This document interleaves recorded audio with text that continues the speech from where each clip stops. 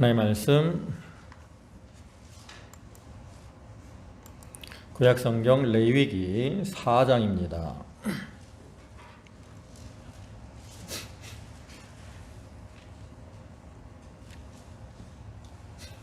레위기 4장 1절, 구약성경 페이지로는 149쪽.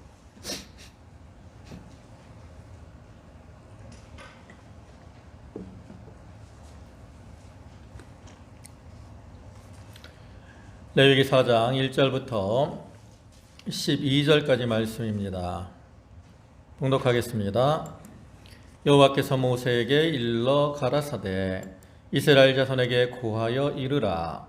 누구든지 여호와의 금령 중 하나라도 그릇 범하였으되 만일 기름 부음을 받은 제사장이 범죄하여 백성으로 죄어를 입게 하였으면 그 범한 죄를 인하여 흠없는 수송아지로 속죄 제물을 삼아 여호와께 드릴지니 곧 그 수송아지를 회막문 여호와 앞으로 끌어다가 그 수송아지 머리에 안수하고 그것을 여호와 앞에서 잡을 것이요 기름 부음을 받은 제사장은 그 수송아지의 피를 가지고 회막에 들어가서 그 제사장은 손가락에 그 피를 찍어 여호와 앞 곧 성소 장 앞에 7번 뿌릴 것이며 제사장은 또 그 피를 여호와 앞 곧 회막 안 향단불에 바르고 그 송아지의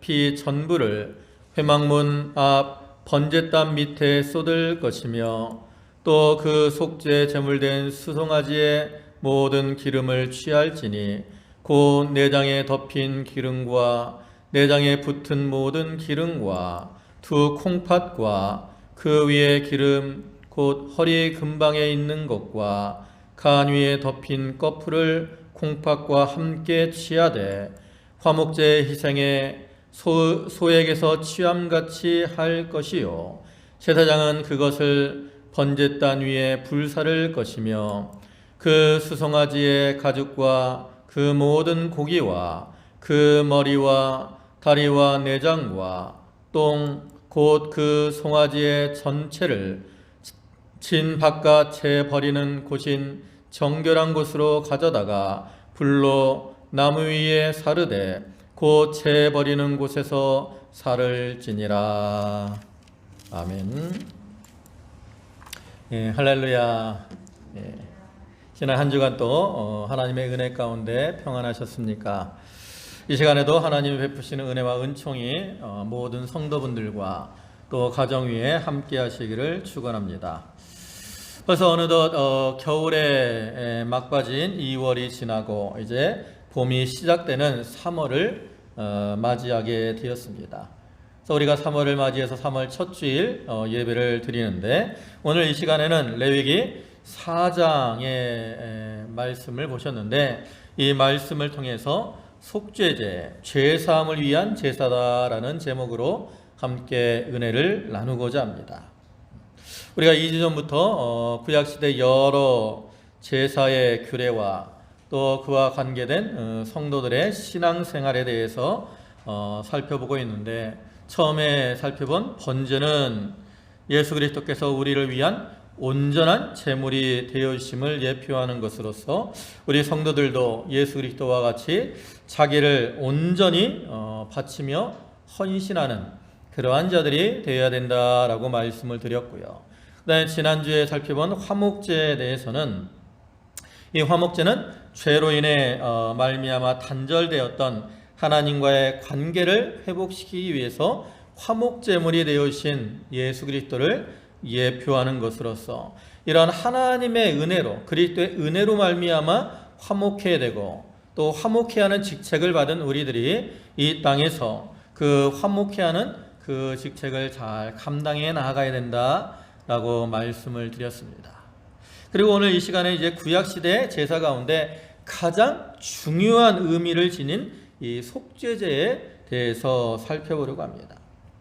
전에도 말씀을 드렸지만 구약시대 제사는 그 드리는 의미에 따라서 이제 5대 제사로 나누는데 다시 그것을 드리는 성격에 따라서 두 가지로 구분을 합니다. 바로 자원제와 의무제로 구분을 할 수 있어요. 그래서 그 중에 자원제는 하나님과 이렇게 회목된 그 관계, 교제를 유지하기 위해서 드리는 제사로서 번제, 소제, 화목제가 이에 해당합니다. 물론 번제는 의무제의 성격을 띠기도 하지만 이러한 자원제라는 것은 결국은 어떤 의미냐? 그것은 드릴 수도 있고 드리지 않을 수도 있는 그러한 제사라는 의미를 나타내죠. 반면에 이제 의무제가 있는데 의무제는 하나님과 깨어진 관계를 회복하기 위해서 드리는 제사로서 이제 오늘 말씀드릴 속죄제와 그 다음에 속건제가 있어요. 그러니까 이러한 것은 의무제이기 때문에 반드시 드려야 되는 제사라는 거죠. 즉 죄인된 사람들은 그 죄로 인해서 하나님과 이 하나가 될 수 없기 때문에 이 속죄제를 드려야만 그를 통해서 죄 사함을 받고 하나님과 하나 되며 하나님의 백성으로 살아갈 수가 있다라는 거죠. 그래서 이러한 이처럼 중요한 제사이기 때문에 이 속죄제의 규례는 다른 제사들에 비해서 좀 더 세밀하고 구체적으로 드려지고 있는 것을 우리가 볼 수 있습니다. 그래서 오늘 말씀을 통해서 이러한 속죄제의 규례를 통해서 주시는 신령한 진리의 말씀을 생각해보고 우리가 죄사함을 받은 자로서 그의 합당한 모습으로 살아가는 성도들이 되도록 해야 되겠습니다. 이제 속죄제에 대해서 살펴볼 텐데 이 속죄제는 아까도 말씀드렸지만 구약시대 제사들 가운데 가장 중요한 또 대표적인 제사로서 예수 그리스도께서 우리의 죄를 대신 지시고 죽어주실 것을 예표하는 그 제사입니다. 우리가 하나님 죄로 말미암아 하나님과 이렇게 관계가 끊어지고 그로 말미암아 영원한 사망 가운데 거할 수밖에 없었는데 우리가 예수 그리스도의 속죄의 제사를 통해서 죄 사함을 받고 구원을 받아서 하나님의 백성이요 하나님의 자녀로 영생 복락을 누리게 되었다라는 거죠. 그래서 우리가 이 죄의 문제를 오늘날 우리가 죄의 문제를 해결받기 위해서 반드시 예수 그리스도를 우리의 구주로 믿어야 하는 것처럼 구약시대 백성들도 죄의 문제를 해결받기 위해서는 반드시 이 속죄의 제사를 드려야 됐습니다. 그래서 이 속죄의 제사를 드리는 경우는 우리가 앞에서 살펴본 이 다른 제사들과는 좀 달라요. 그래서 번제나 소제, 화목제의 경우는 이 규례들을 말함에 있어서 어떻게 이렇게 이러한 제사를 드려야 되는가 이렇게 설명을 하죠. 그걸 이제 살펴보시면 레위기 1장 2절에서는 이스라엘 자손에게 고하여 이르라 너희 중 누구든지 여호와께 예물을 드리려거든 생축 중에서 소나 양으로 예물을 드릴지니 이건 번제에 대한 것이고요. 그 다음에 2장 1절에서는 누구든지 소제의 예물을 여호와께 드리려거든 고운 가루로 예물을 삼아 그 위에 기름을 붓고 또 그 위에 유향을 놓아. 이건 소제에 대한 규례입니다. 3장 1절에서는 사람이 만일 화목제 희생을 예물로 드리되 서로 드리려거든 수컷이나 암컷이나 흠 없는 것으로 여호와 앞에 드릴지니. 이렇게 이 번제나 또 소제, 화목제는 바로 너희가 이러한 제사를 드리려면 어떻게 해야 된다라고 말을 하고 있어요. 그러나 이 속죄제의 경우는 좀 달라요. 이런 그 속죄제의 규례를 말하기에 앞서서 너희가 어떠한 경우에 이러한 속죄제를 드려야 되느냐 이것을 먼저 교훈을 하고 있죠. 그래서 오늘 본문 2절을 보시면 이스라엘 자손에게 고하여 이르라 누구든지 여호와의 금령 중 하나라도 그릇 범하였으되. 속죄제를 드리는 사람은 어떤 사람이에요? 여호와의 금령을 범한 사람, 이걸 규정을 하고 있죠. 또 뒤에 13절과 14절을 보시면 만일 이스라엘 온 회중이 여호와의 금령 중 하나라도 그릇 범하여 허물이 있으나 스스로 깨닫지 못하다가 그 범한 죄를 깨달으면 회중은 수송아지를 속죄제로 드릴지니 그것을 회막 앞으로 끌어다가 그랬어요. 여기서도 속죄제를 드릴 경우에는 죄를 범한 자가 자기의 죄를 깨달았을 때 하나님 앞에 속죄를 드리라고 명령을 하고 있는 것이죠. 이와 같이 이 속죄제의 제사는 다른 제사들과는 달리 이 죄를 범한 사람이 자기의 죄를 깨달았을 때 그 죄를 사함받기 위해서 드리는 거예요.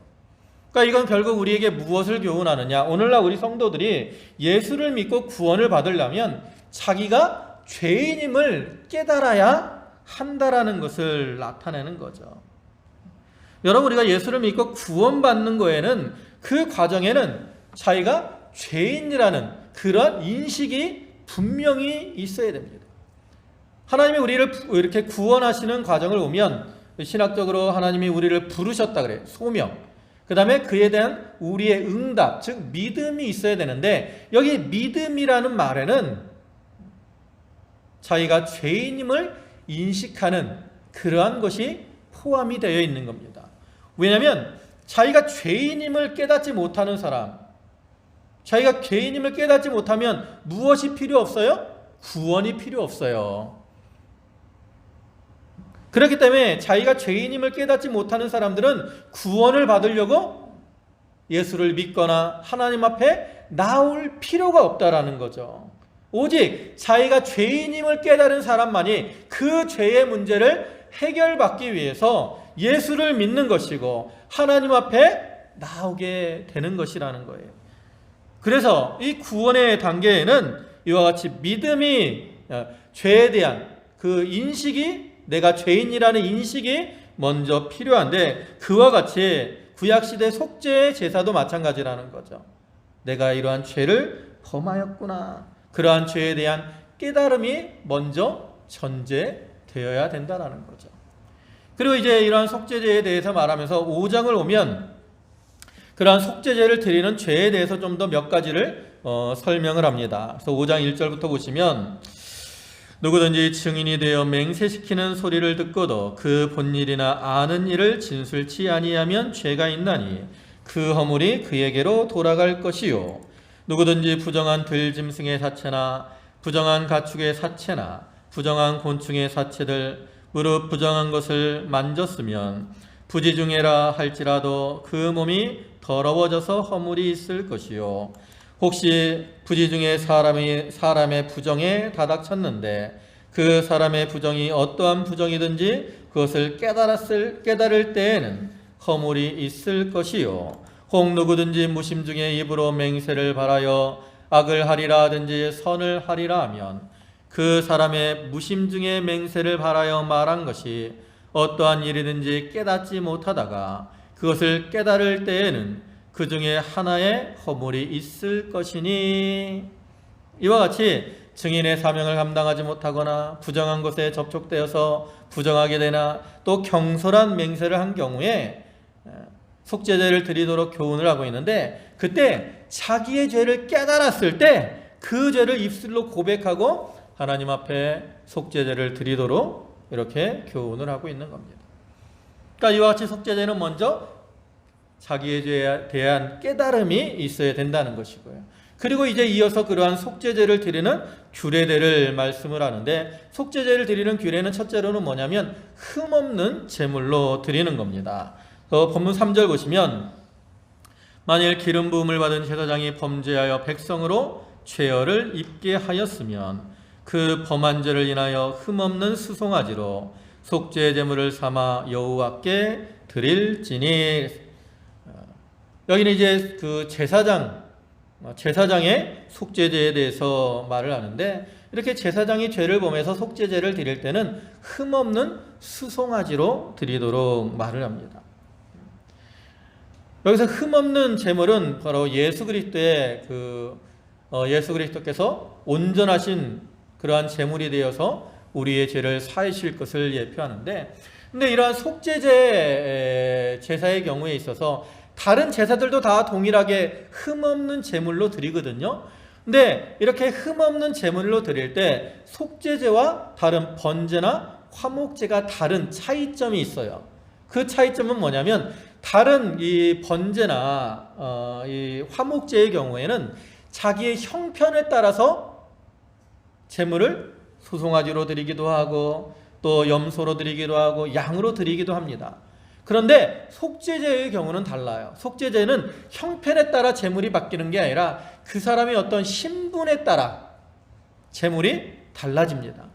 그래서 이제 오늘 본문에서는 여기 오늘 읽으신 1절부터 12절까지는 대제사장의 속죄제에 대해서 말을 하는데, 대제사장과 그 다음에 13절부터 나오는 온 이스라엘 온 회중의 속죄제의 경우에는 수송아지로 드립니다. 그 다음에 이제 23절부터 이어지는 족장의 속죄제의 경우에는 수염소로 드려요. 그 다음에 이제 그 뒤에 28절부터 나오는 평민의 속죄제의 경우는 암염소로 드리거나, 좀 그보다 어려운 사람은 어린 암양으로 드리고, 그 다음에 이제 5장에 가면 그 속죄제의 규례에 계속 말하는데, 그 아주 형편이 어려운 이 평민들은 산비둘기 둘이나 집비둘기 둘로 드려요. 그리고 그보다 어려운 사람들은 고운 가루 에바 10분의 1로 드립니다. 다만 이 고운 가루로 드릴 때는 속죄를 위해서는 피가 필요하잖아요. 근데 가루는 피가 없기 때문에 이 가루를 그 번제단 위에 타고 있는 그 번제물 위에 이 소재 가루를 태움으로 그 번제의 피를 이제 속죄제에 이렇게 연함을 해서 속함을 받게 하죠. 아무튼 이 속죄제는 이와 같이 제물이 그 범한 사람의 신분에 따라 차이가 난다라는 거예요. 왜 그러면 이렇게 신분에 따라 이 차등을 두느냐? 이것은 신분이 어떤 높을수록 그 사람의 죄의 영향력이 더 크다라는 것을 교훈하는 거죠. 그래서 죄의 영향력이 크기 때문에 그러한 죄를 속함 받으려면 더 많은 수고와 노력이 필요하다는 거예요. 그래서 우리가 세상에서도 보면 유명한 사람일수록 똑같은 잘못을 해도 유명한 사람일수록 다른 사람들에게 어떻게 돼요? 더 비난을 많이 받죠. 엄격한 잣대를 두고 그 사람들을 판단한다. 그래서 지난주에도 예를 들었듯이 유명한 스포츠 스타나 연예인들 또 정치인들, 그 사람들이 잘못하면 일반인들이 잘못한 것에 비해서 더 정죄를 하고 비난을 하는 경우가 많아요. 왜냐하면 그러한 유명한 사람들이 죄를 범하면 그러한 죄의 영향력은 많은 사람들이 보기 때문에 그 영향력이 크다는 거죠. 그래서 오늘날 우리 성도들도 그와 같아요. 우리 성도들도 하나님의 특별한 선택을 받아서 왕같은 제사장들로 또 하나님의 자녀로 존귀한 자들이 되었기 때문에 하나님께서는 우리가 믿지 않는 세상 사람들보다 더 어떠한 모습으로 살기를 원하시겠습니까? 더 정결하고 깨끗한 모습으로 살기를 원하십니다. 그래서 하나님은 우리의 성도가 잘못하면 믿지 않는 사람들이 잘못한 것보다 더 엄격한 잣대를 가지고 책망도 하시고 징계도 하시는 거죠. 그래서 우리는 자기의 이러한 신분을 잘 기억하고 우리가 자기의 죄를 철저하게 끊어버리려고 힘을 써야 되는 겁니다. 그 다음에 두 번째 규례는 헌제자가 제물의 머리에 안수를 하고 이제 제물을 잡도록 했습니다. 본문 4절을 보시면 곧 그 송아지를 회막문 여호와 앞으로 끌어다가 그 송아지 머리에 안수하고 그것을 여호와 앞에서 잡을 것이요. 그랬습니다. 이와 같이 속죄제의 경우에도 제사를 드리는 사람이 제물의 머리에 안수를 하고 그 다음에 직접 제물을 잡아야 했습니다. 이 제물의 머리에 안수하는 것은 다른 제사들과 동일해요.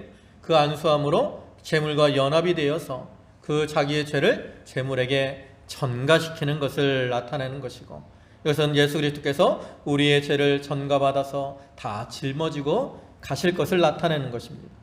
그 다음에 직접 그 제물을 잡도록 하는 것은 자기의 죄를 대신해서 죽어가는 그 제물의 모습을 보면서 자기의 죄를 원통히 여기고 또 예수 그리스도께서 우리를 위해 죽어주신 그 은혜를 생각하면서 그 은혜에 감사하는 삶을 살도록 하는 것을 나타내는 거죠. 근데 이렇게 제물의 머리에 안수하는 것도 다 동일하지만 특별히 이 속죄제의 경우에 그 온 회중이 드리는 속죄제의 경우에는 좀 달랐어요. 본문 뒤에 15절을 보시면 회중의 장로들이 여호와 앞에서 그 송아지의 머리에 안수하고 그것을 여호와 앞에서 잡을 것이요.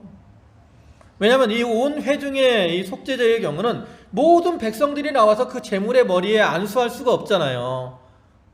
이스라엘 백성이면 한두 명도 아니고 그 많은 백성들이 죄를 범했다고 전체가 다 나와서 그 한 마리에다 이렇게 안수할 수 없잖아요. 그렇기 때문에 이제 회중의 대표들, 각 지파의 대표들이 한 명씩 나와서 그 제물의 머리에 안수함으로 백성의 죄를 그 제물에게 전가를 시키는 거죠. 그 다음에 세 번째는 제사장이 이제 그 피를 뿌리는 규례가 있습니다. 다른 번제나 화목제의 경우도 그 제물의 피를 받아서 제사장이 이제 뿌리게 되는데, 이 속죄제의 경우도 그 제물을 이제 제물의 피를 뿌리게 되는데, 이 제물의 피를 뿌리는 거에서도 이 속죄제는 다른 번제나 화목제와는 다른 차이점을 가지고 있습니다. 차이는 크게 두 가지인데, 하나는 뭐냐면 이것도 피를 속죄제를 드리는 사람에 따라서 피 뿌리는 규례가 다르다는 거죠. 그래서 이 제사장이나 온 회중이 드리는 속죄제와 그 다음에 족장과 평민이 드리는 이 속죄제가 피 뿌리는 규례가 달라요. 그래서 먼저 이 제사장과 온 회중이 드리는 이 속죄제 피 뿌리는 규례를 보면 거기 5절부터 7절까지나 그 다음에 15절부터 17절까지 그 규례들이 나오는데, 그것을 보면 기름 부음을 받은 제사장은 그 수송아지의 피를 가지고 회막에 들어가서 그 제사장이 손가락에 그 피를 찍어 여호와 앞 곧 성소장 앞에 7번 뿌릴 것이며, 제사장은 또 그 피를 여호와 앞 곧 회막 안 향단불에 바르고 그 송아지의 피 전부를 회막문 앞 번제단 밑에 쏟을 것이며, 이와 같이 제사장과 온 회중의 이 속죄제의 피는 제사장이 그 피를 받아가지고 회막 안으로 들어갑니다. 그리고 그것을 손가락으로 찍어서 그 휘장, 이것은 이제 그 지성소를 가리고 있는 휘장을 가리키는 거예요. 그 지성소 휘장 앞에 손가락으로 7번을 뿌리고, 그 다음에 다시 그것을 그 피를 향단, 그 지성소에 있는 그 성소의 그 휘장 앞에 향단이 있잖아요. 그 향단을 보면 이 모퉁이에 4개의 뿔이 이렇게 있어요. 그 뿔 모퉁이에 4개의 피를 바르도록 했습니다. 반면에 이 족장과 그 다음에 평민의 경우는 어떠냐? 이제 25절과 30절에 나오는데, 거기 25절 보시면 제사장은 그 속죄 희생의 피를 손가락으로 찍어 번제단 뿔에 바르고 그 피는 번제단 밑에 쏟고, 이와 같이 족장과 평민의 경우는 회막 안으로 가지고 들어가지 않아요. 회막 밖에서 그 피를 찍어 가지고 번제단도 이제 그 향단과 같이 4뿔이 있는데 그 4뿔에 바르고, 그 다음에 나머지 피는 번제단 밑에 쏟았습니다. 이와 같이 피 뿌리는 의식이 그 신분에 따라 차이가 나는 것은 그 아까 제물을 드리는 경우와 동일한 거예요. 그래서 신분에 따라 죄의 영향력이 다르기 때문에 이렇게 차등을 주고 속죄를 하는 거죠. 왜냐하면 이 제사장은 그 백성을 대신해서 하나님을 섬기는 자들이고 또 하나님의 뜻을 백성에게 전하는 신분이기 때문에 제사장이 잘못하면 그 영향력이 온 백성에게 미칩니다. 근데 그 이스라엘 온 회중이 범한 죄도 마찬가지죠. 온 회중에게 이미 영향을 미친 거예요. 그러나 족장이 잘못하면 족장의 잘못은 뭐 자기 지파나 거기까지만 미치는 것이고, 평민이 잘못하면 자기나 자기 가족 아니면 가까운 사람들에게만 영향을 미치기 때문이죠. 그래서 이렇게 영향을 많이 미치는 사람일수록 하나님께서 더 엄격하게 그들을 감찰하시고 판단하신다는 것을 이를 통해 교훈을 하는 거예요. 그러면서 오늘날 우리들이 하나님의 택하심 받은 자들로서 더 엄격하게 정결하고 깨끗한 생활을 해야 된다는 것을 나타내는 것이고요. 그 다음에 두 번째, 이 피 뿌리는 차이의 의식의 차이가 뭐냐면 다른 제사들에 비해서 더 신중하고 복잡하게 행해졌다라는 거죠. 다시 말해서 번제와 화목제의 경우는 제사장이 제물의 피를 받아서 그냥 단 주위에 뿌리기만 했어요. 그러나 이 속죄제의 경우는 신분에 따라서 성소의 휘장이나 또 분향단, 번제단에 뿌리기도 하고 바르기도 하고 쏟기도 했잖아요. 이를 통해서 교훈하는 건 뭐냐? 이 번제나 화목제는 제사의 중심이 물론 피 뿌리는 의식도 중요하지만 피 뿌리는 의식보다는 그 제물을 태워드리는 화제의 그 제사의 중심이 있는 겁니다. 그러나 이 속죄제의 경우는 화제가 아닌 이 피 뿌리는 의식의 제사의 중심이 있다는 것을 나타내는 거죠. 이와 같이 속죄제의 제사에 있어서 피 뿌리는 의식이 중심이 되는 이유는 이 속죄제는 그리스도께서 피 흘려 죽으심으로 우리의 죄를 대속하시는 것을 예표하는 것이기 때문에 그리스도의 이 구속의 핵심이 뭐예요? 바로 십자가의 보혈이잖아요. 십자가의 보혈. 그것을 우리에게 상징적으로 나타내는 거죠. 그래서 앞에서 말씀드린 것처럼 온 제사장이나 온 회중의 속죄제의 경우에는 제사장이 친히 피를 가지고 회막에 들어가서 그 피를 이렇게 뿌린 것처럼 예수 그리스도께서 자기의 피를 가지고 신령한 하나님의 성소에 들어가서 그것을 뿌리심으로 우리의 죄를 대속해 주셨습니다.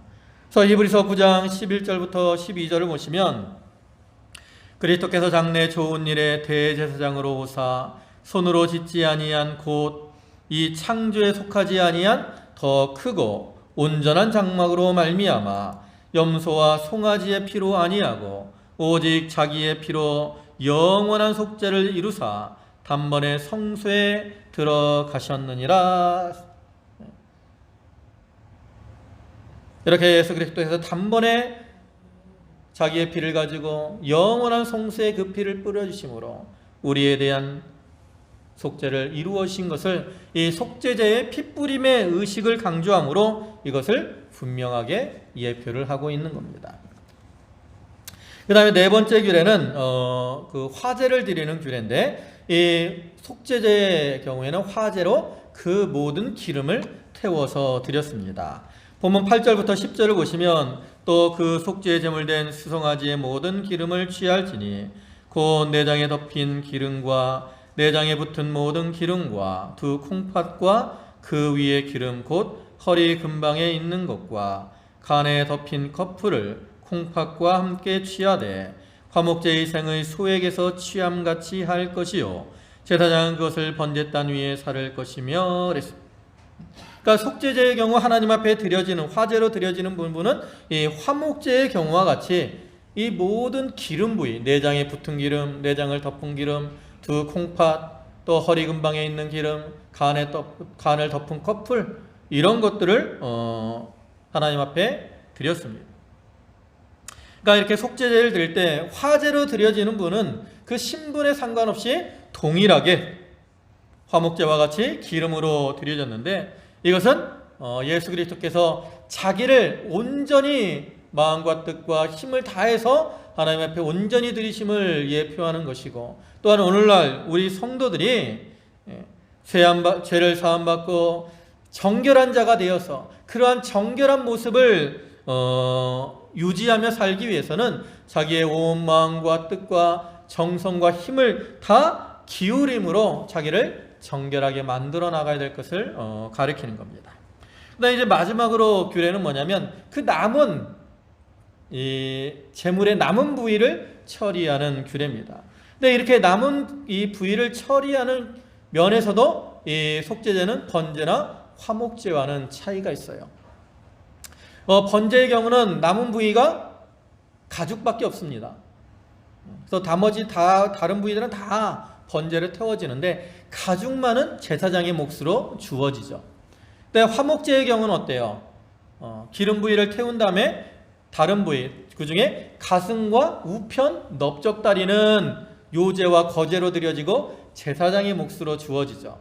그 다음에 그 나머지 부분은 이제 헌제자가 그 제사장님과 다른 사람들과 공동 식사를 하도록 되어 있습니다. 근데 이 속죄제의 경우는 그와는 좀 달라요. 그래서 이 속죄제의 경우는 그 나머지 부분을 처리하는 것도 그 제사를 드린 그 사람의 신분에 따라 차이가 있는 겁니다. 그래서 먼저 이제 그 피를 성소 안으로 가지고 들어간 속죄제, 즉 제사장과 온 회중의 속죄제의 경우에는 그 나머지 부위를 어떻게 하느냐, 다 진 밖으로 가지고 와서 불로 살라야 됐습니다. 그래서 오늘 본문 11절과 12절을 보시면 그 수송아지의 가죽과 그 모든 고기와 그 머리와 다리와 내장과 곧 그 송아지의 전체를 진 바깥 재버리는 곳인 정결한 곳으로 가져다가 불로 나무 위에 사르되 곧 재버리는 곳에서 살을 찌니라. 이와 같이 화제로 드리고 남은 부위 전체를 진 밖으로 가지고 나가서 태우도록 했습니다. 여기서 이것이 무엇을 예표하느냐, 이 진 바깥은 광야시대 이스라엘 백성들 가운데 버림받은 어떤 문둥병이 걸리거나 이런 사람들이 나가서 사는 약간 수치와 저주의 장소를 가리키는 것입니다. 네, 이러한 자리에서 이 속죄제물이 다 태워지는 것은 장차 온 인류의 속죄제물이 되어주실 예수 그리스도께서 진 바깥, 즉 예루살렘 영문 밖에서 고난을 당하시고 십자가에 죽어주실 것을 예표하는 거죠. 그래서 히브리서 13장 11절과 12절을 보시면 이는 죄를 위한 짐승의 피는 대제사장이 가지고 성소에 들어가고 그 육체는 영문 밖에서 불사름이니라. 그러므로 예수도 자기 피로서 백성을 거룩해 하려고 성문 밖에서 고난을 받으셨느니라 그랬어요. 이와 같이 예수님이 그 예루살렘 성문 밖에서 고난 당하실 것을 예표하는 거죠. 그 다음에 이제 제물을 가지고 제물의 피를 가지고 회막 안으로 들어가지 않은 속죄제, 즉 족장과 평민의 속죄제의 경우는 어떻게 하느냐, 그때는 제사장이 그 고기를 먹도록 했습니다. 그것이 이제 레위기 6장 25절부터 나오는데 그 25절부터 말씀을 보시면 아론과 그 아들들에게 고하여 이르라. 속죄제의 규례는 이러하니라. 속죄제 희생은 지극히 거룩하니 여호와 앞 번제 희생을 잡는 곳에서 그 속죄제 희생을 잡을 것이요 죄를 위하여 제사 드리는 제사장이 그것을 먹되 곧 회막들 거룩한 곳에서 먹을 것이며 무릇 그 고기에 접촉하는 자는 거룩할 것이며 그 피가 어떤 옷에든지 묻었으면 묻은 그것을 거룩한 곳에서 빨 것이요 그 고기를 토기에 삶았으면 그 그릇을 깨트릴 것이요 유기에 삶았으면 그 그릇을 닦고 물에 씻을 것이며 그 고기는 지극히 거룩하니 제사장의 남자마다 먹을 것이니라. 그러나 피를 가지고 회막에 들어가 성소에서 속하게 한 속죄제 희생의 고기는 먹지 못할지니 불사를 지니라. 이와 같이 피를 가지고 회막에 들어간 앞에서 말한 제사장과 온 회중의 속죄제의 경우에는 그 고기를 먹지 말고 다 불살라야 됐지만 그 외에 족장과 그 평민의 속죄제의 경우는 제사장이 그 고기를 먹도록 합니다. 근데 그 고기를 먹는데도 먼저 이 제사장이 그 고기를 먹는 것은 무엇을 의미하냐면 그 속죄제 제사를 드림에 있어서 이 제사장이 중보자로서 책임을 지고 있음을 나타내는 겁니다. 그리고 여기서는 구약의 제사장들은 예수 그리스도를 예표하는 것으로서 예수 그리스도께서 우리의 죄를 이렇게 하나님 앞에 책임지고 계심을 나타내는 것이고요. 네, 이렇게 제사장이 속죄제 고기를 먹을 때에도 그 제물은 이미 하나님 앞에 속죄자로 드려진 것이기 때문에 정결하고 신중하게 처리를 해서 먹어야 됐습니다. 그래서 그것을 먹는 사람은 일단 누구만 먹어요? 제사장들만. 화목제의 경우는 헌제자도 먹었지만 속죄제의 경우에는 제사장들만 그 고기를 먹을 수 있어요. 그리고 그 고기를 어디서 먹어요? 회막들, 거룩한 곳에서 그 고기를 가지고 남았다 그래서 밖으로 가지고 나가면 안 돼. 그 다음에 이 속죄제의 피가 만약에 옷에 묻으면 그 옷도 거룩한 곳, 즉 그 회막 안에, 그 뜰 안에서 그것을 빨아야 됐습니다. 뭐 피가 묻는 거는 이 속죄제 피 뿌리는 의식이 좀 복잡하니까 그 의식을 행하다가 피가 묻을 수도 있고, 그다음에 이제 고기를 먹기 위해서 처리하다가 묻을 수도 있는데, 그 옷에 묻은 피조차도 속화되면 안 되기 때문에 이렇게 거룩한 곳에서 그 옷을 빨도록 했습니다. 그 다음에 제사장이 그 고기를 먹는 과정에서 이제 그걸 생으로 먹을 수 없잖아요. 그러니까 이제 삶아서 먹는데, 이 삶아서 먹을 때 그 고기를 삶은 그릇도, 그 그릇이 육이면 그것을 깨끗하게 씻어야 됐고요, 톡이면 그 그릇을 깨트려야 됐어요. 육이라는 것은 이제 녹그릇을 얘기하는데, 녹그릇은 깨끗하게 씻으면 뭐 냄새나 이런 것들이 다 사라져서 깨끗하게 되지만, 토기 같은 경우는 삶을 때 그 삶는 물이 토기 속으로 흡수가 된다고. 그러니까 아무리 씻어도 그 그릇이, 토기가 깨끗해질 수가 없는 거예요. 그래서 그것을 깨트림으로 그 흔적을 완전히 제거하는 거죠. 그러니까 이와 같이 먹는 거에 있어서도 철저하게 함으로 이 속죄제 제사가 헛되지 않도록 잘 처리를 해야 됐던 거죠.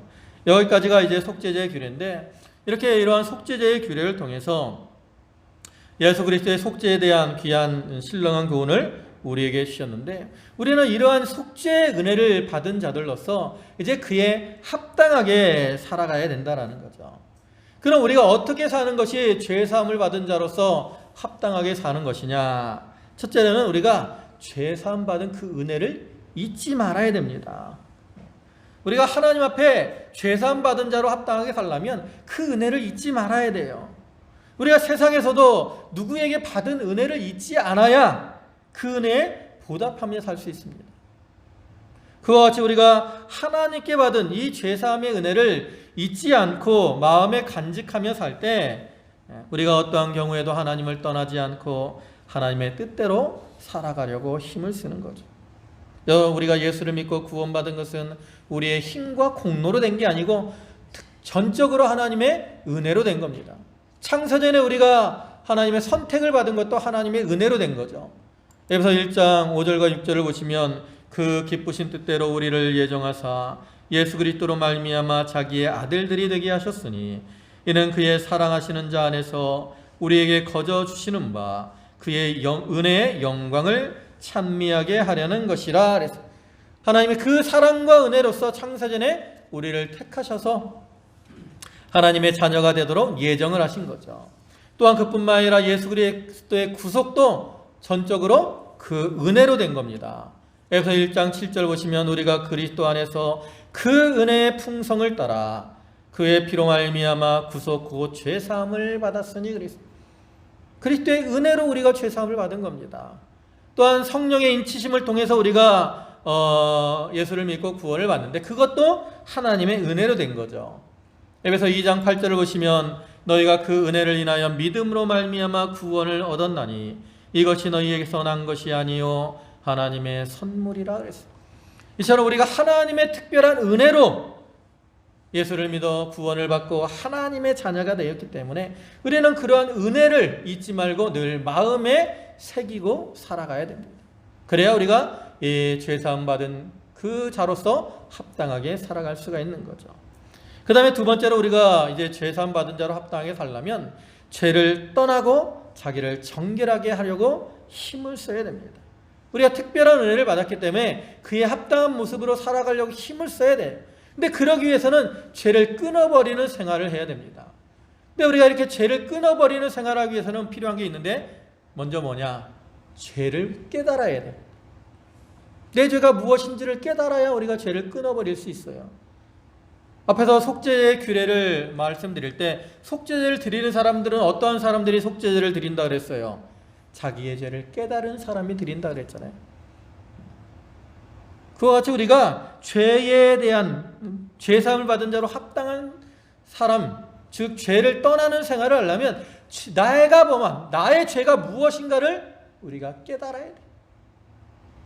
그것은 큰 죄뿐만 아니라 사소한 것도 마찬가지입니다. 우리는 보통 사소한 것에 대해서는 이게 죄라는 것을 인식하지 못하고 살 때가 많이 있어요. 인식하지 못하니까 어떻게 해요? 자꾸 동일한 잘못, 죄를 범하게 되는 거죠. 그러니까 죄를 떠나지 못하는 거예요. 근데 이것이 죄다라는 것을 인식하게 되면 어떻게 돼요? 아, 이건 잘못됐구나. 떠나야 되겠구나. 그래서 떠나려고 힘을 쓰게 되는 거죠. 그래서 우선적으로 죄를 떠나려면 죄에 대한 깨달음이 있어야 되고요. 그 다음에는 두 번째로는 고난을 통해 죄를 끊어버려야 됩니다. 우리가 죄를 끊어버리는 건 거저되는 게 아니에요. 예수 그리스도께서 우리의 죄를 끊어주시는 것도 예수님의 고난을 통해서 우리의 죄를 속해주셨잖아요. 그와 같이 우리가 자기의 죄를 끊어버리는 것도 많은 수고와 연단과 고난이 있어야 돼요. 금이나 쇠가 정금이나 강철이 되는 것도 많은 연단이 있어야 되는 것처럼 우리가 죄를 끊어버리고 정금과 같은 자로 만들어지기 위해서도 많은 고난과 연단이 있어야 된다는 거죠. 그래서 우리가 말씀을 통해서 책망을 받을 때 그것을 싫어하지 말고 그것이 자기를 연단하는 것인 줄 알고 기쁨으로 그것을 받아서 그 말씀대로 자기를 만들어 나가기를 힘을 쓰므로 우리가 죄를 떠나는 자들이 되어야 되는 겁니다. 이제 말씀을 마무리하겠습니다. 오늘은 이 속죄제의 규례에 대해서 살펴봤는데 이 속죄제의 규례는 예수 그리스도의 피 흘리심을 통한 구속을 예표하는 것으로서 이 특별히 속죄제는 다른 제사들과 이렇게 차이점들이 있는데 그러한 차이점들을 통해서 우리가 하나님의 특별한 은혜를 받은 자들로서 그의 합당한 모습으로 살아가야 됨을 이렇게 말씀을 드렸습니다. 이렇게 우리가 하나님의 특별한 은혜로 죄사함을 받은 자인 우리가 그 은혜를 늘 마음에 새기고 이제 자기를 돌아봄으로 자기의 죄를 찾아 이렇게 깨달아 회개하고 이제 고난을 통해 연단을 받아 자기를 정결하고 깨끗하게 만들어 나가기를 힘쓰므로 하나님 앞에 정결하고 또 아름다운 신부의 모습으로 서는 그러한 자들이 되도록 해야 되겠습니다. 이러한 기쁨과 즐거움이 우리 모든 성도들과 함께 하시기를 주님의 이름으로 축원합니다. 아멘. 기도하시겠습니다. 만복의 근원이 되시는 거룩하신 주님 감사합니다. 예수 그리스도께서 우리를 위하여 고난받으시고 피 흘려 주심으로 우리의 죄를 다 속하여 주셨사오니 주여 감사를 드립니다. 저희가 이러한 구속의 은혜를 잊지 않게 하시고 늘 마음에 새기며 또 자기의 죄를 이렇게 찾아서 깨닫고 이제는 그 죄를 떠나기 위해서 고난과 연단을 통해 그 죄를 이김으로 하나님 앞에 죄사함 받은 자로서 정결하고 깨끗한 모습으로 살아갈 수 있도록 주여 은혜를 더하여 주시옵소서. 오늘도 귀한 주의를 허락하시고 저희를 불러주신 주님, 저희 성도들 그 은혜에 감사해서 하나님께 각기 예물들을 드렸사오니 그 바치는 손길과 심령의 은총을 더하시고 필요한 모든 것으로 저들에게 충만케 채워 주시옵소서. 모든 말씀 예수님의 이름으로 감사하며 기도 올리옵나이다. 아멘.